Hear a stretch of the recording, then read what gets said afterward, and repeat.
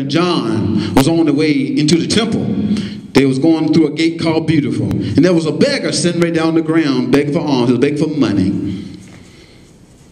And Peter looked at him and said, silver, gold have I none, but such I have I give unto you. He grabbed him by the hand. He said, in the name of Jesus, rise and walk. He got up. That's why the enemy don't want you to know much about this name. That's why he's trying to block it everywhere we go. Because there's power in the name Jesus. You speak to this situation in the name Jesus. That's when you pray, after your prayer, like you bless your food. In Jesus' name we pray. Well, if a person don't want you to pray in Jesus' name, you tell them, well, you eat that. Mine's going to be blessed in Jesus' name. Just in case something in it, it won't hurt me. It's going to make you sick.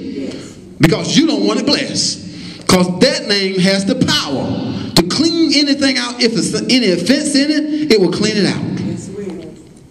In the name of Jesus, power, and that name holds authority. So that was